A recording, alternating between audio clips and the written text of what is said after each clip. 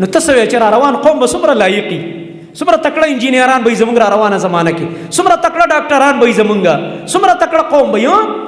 او دلته ورته ډانسونه کوي په سکول کې، بل طرف ته دغه حال دی، ډانسونو پروګرامونه دي، د موسیقۍ پروګرامونه. یو طرف ته د موسیقۍ تباه کړه او بل طرف ته ورله حالونه په پیسو اخلي. نو تعلیم چرته دی؟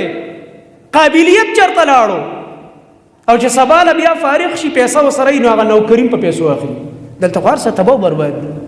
دلته کومه اداره د اجتماع ته چې ردا پکې لا داسې یو مثالي اداره ده. نو بعضې سکولونو کې د امتحانات کېږي او په هغې کې د دې هلکانو نه پیسې راغونډي کړي 2,000 3,000 بعضو کې 5,000 هم راغونډي کېدای شي، بعضو کې دې نه هم زیات، او په دې باندې حال اخلي. او په هغې کې سپرډنټ او دغه رنګه نور چې کوم افسران وي، کوم سټاف چې هغه په امتحاني حال باندې د هغې ډیوټي وي، هغې له پې چکرې ورکوي، ویزټ یې، هغوی دپاره د کانه پینه پروګرامونه، هغوی دپاره د نرۍ غوښو پروګرامونه، چې دا کار به څنګه وي. نو دا په خپله ته په خپل ګریوان کې وګوره دا کار څنګه دی؟ دا ښه کار دی؟ لکه دا ښه کار دی؟ ښکاره رشوت دی که نه؟ رشوت دی. رشوت ورکوونکي اخیستونکي دواړه اور والا دي، د الله نبي فرمایي.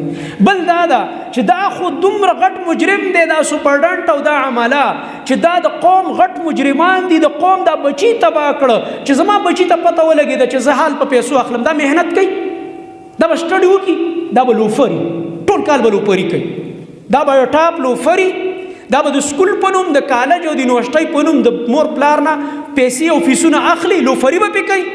او بیا چې مړه هسې به ما خیره کې یو 5,000 روپۍ ورکوو، حال به اخلو مړه، او ګایډ به مې په جیب کې هغې نه به پرچال کوم.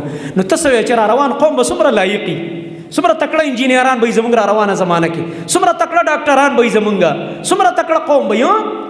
او دلته ورته ډانسونه کوي په سکول کې، بل طرف ته دغه حال دی، ډانسونو پروګرامونه دي، د موسیقۍ پروګرامونه. نو یو طرف ته د موسیقۍ تباه کړه او بل طرف ته ورله حالونه په پیسو اخلي. نو تعلیم چرته دی؟ قابلیت چرته لاړو؟ او چې سبا له بیا فارغ شي پیسه وسره نو هغه نوکرین په پیسو اخلي. دلته خو هر څه تباه او برباد دي. دلته کومه اداره د اجتماع ته چې ردا پکې لا داسې یو مثالي اداره ده، هر څه تباه او برباد دي. نو دې وجې نه زما محترمونو دا حرام کار دی، دا خیانت دی. او بل دا چې په دې کې ډېر کرته ولک به قابل به محنت به کړی، هغه غریب به د شپې او د ورځې سټډي کړي، کله ډېر نیک انسان 15 وخته لمونځ هم کوي، محنت هم کوي، هغه به په خپل لیاقت پرچې ورکړي، د ده به 600 نمبر راشي.